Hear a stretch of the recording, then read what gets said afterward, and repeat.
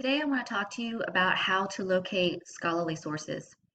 Just like it sounds, scholarly sources are sources written by scholars. They are written by people usually with advanced degrees, master's degrees, or PhDs. They are then reviewed by other scholars, so they're fact checked. And then they are sent back to the original author for any sort of corrections. So most of the scholarly sources that you find can be considered very trustworthy. They've gone through this rigorous process, this rigorous fact check process to make sure that the information that is being presented to other scholars like yourselves is correct. So on Canvas, under your week 13 and or your week 14 module, you should see a handout called the How to Access Databases handout.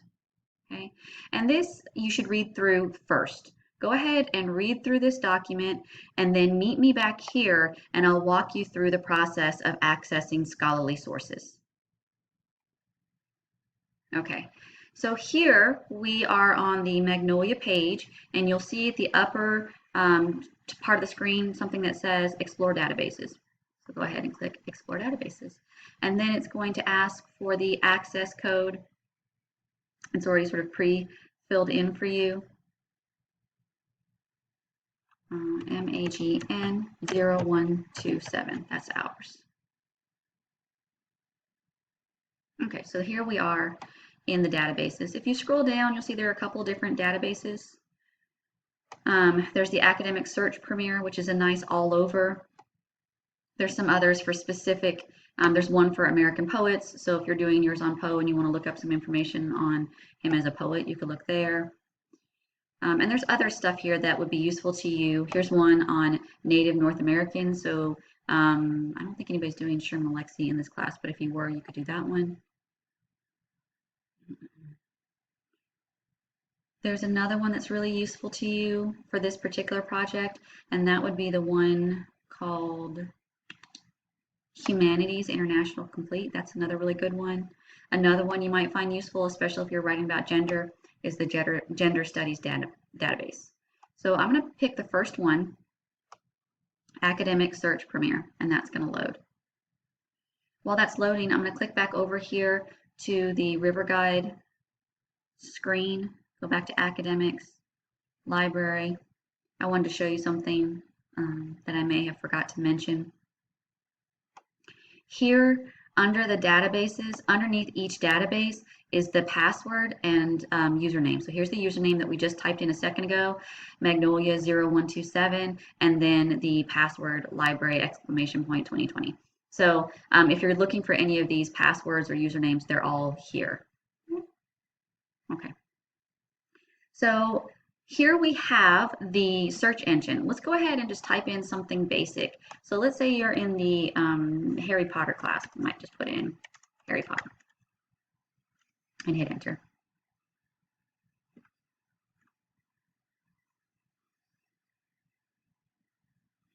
Okay, so far we have about over 2,000, over 2,200 sources. Now what we want to do is limit them. Let's say that you're interested in Harry Potter and the topic of race. So what if I put Harry Potter, and I'm going to put quotation marks around it because what I want is for my search engine to search for those two words together. So when I put quotation marks around it, I'm saying look for this exact phrase. So you don't have to put quotation marks around a one-word search term, but if you have two or more search terms and you want the search engine to search for them together, put quotation marks around them. So I'm going to put quotation marks around Harry Potter, and then in all caps, I'm going to put and. And let's say I'm interested in the topic of race, so I'm going to put race, okay? Here's something that I also want to talk to you about. It's called a truncation device. So a truncation device actually will sort of help you with your searches. So I'm going to actually go back one, get rid of the E, and put a little asterisk, which is above the 8 key. So I'm going to hit Shift 8.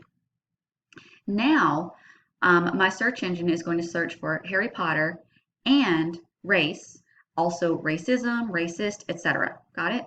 So let's say I do that. So I'm going to hit search.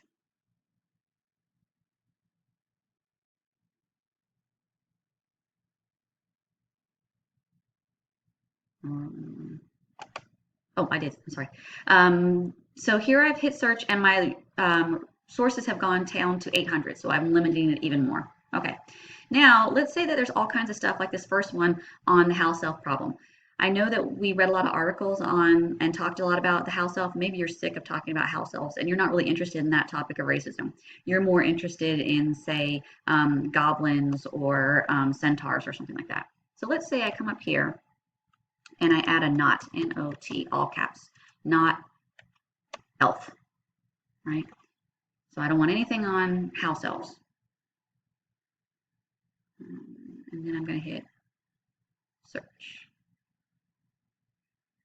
Let's see what that does for me.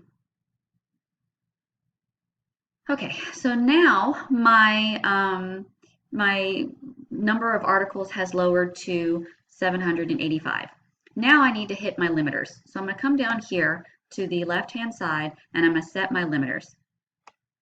We want to look for full text articles. That means it'll give you like a PDF or an HTML full-length version of the article. You'll need the full length for your annotated bibliography and your research papers. I also want to limit my dates. So when it comes to internet sources, web sources that anybody can access, you're allowed 5 years. They have to be no older than 5 years for publication, or they have to have been updated within the last year. For scholarly sources, because it takes so long for them to go through the process of publication, you get 10. So I'm going to put 2010. I don't want it any older than that. Hit enter. It's updating my limiters. Okay, I'm going to scroll down here. I've got full text clicked. I've got scholarly peer-reviewed journals clicked, and then I'm going to come down here. Notice all these reviews. This is like somebody read the book and then they wrote a review of the book. We do not need that. That's going to be useless to us. So I'm actually going to hit academic journals and limit out all of my reviews. All right. So now I'm down to 432 sources. Some of them will be useful to me. Some of them will not. How will I know?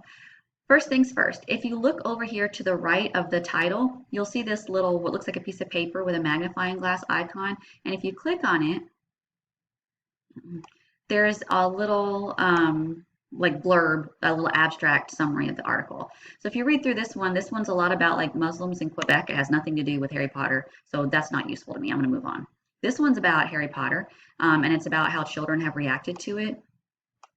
And let's say I read the abstract and I feel like, okay, I might be able to use this somewhere in my essay, okay? Especially on how this book has like changed social attitudes. Okay, useful.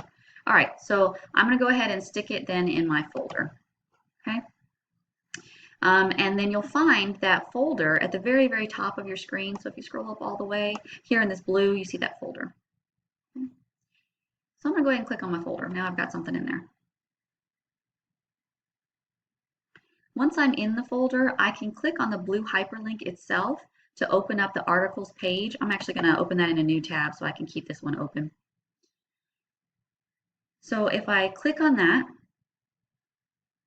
it'll open up the articles page. And from here, you'll see all the necessary citation information. Authors, title, the, should have the journal article here somewhere. There's the DOI number, the abstract. Here's the name of the journal, Children in Literature, the volume and issue number, how many pages it is. That might affect whether or not you choose it. It's very common for scholarly articles to be anywhere from 10 to 40 pages long. So if you know you're not going to read something that's 20 pages, you might want to look at those page numbers and maybe go a little bit shorter. You should also see here the PDF full text. So I'm going to open that in a new tab. The PDF full text will open up here, or maybe not. It's blocked, so it's not letting me. I'll just do it from here then.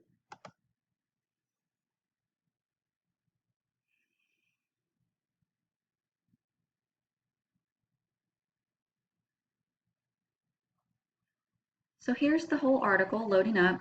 You can read the article, and then using the summary do's and don'ts and the annotated bibliography worksheet, you can go ahead and summarize it. And then from there, you can go ahead and evaluate it. How do you know that this is a valid source? One of the ways that you know it's a valid source, you can actually go back to the beginning of this video and use some of the stuff I said about scholarly peer-reviewed articles, plus the fact that it is recent and relevant and has something to do with your particular topic. Okay, I'm going to go back one page. Okay, so here from the articles page, I want to also point out a couple of other things. You can save it, you can download it to your computer, you can email it to yourself if you want to look at it later. So let's say you're at the library or something like that, like the public library, or you're using one of the hotspots on PRCC's campus, you can email it to yourself. And it will go straight to your personal email or whatever email address you put in. You can save it to your Google Drive if you use Google. You can also use the Cite tool. So if you click on Cite, this little gray-green box opens up, and if you'll scroll through, right, it'll bring us to MLA Works Cited.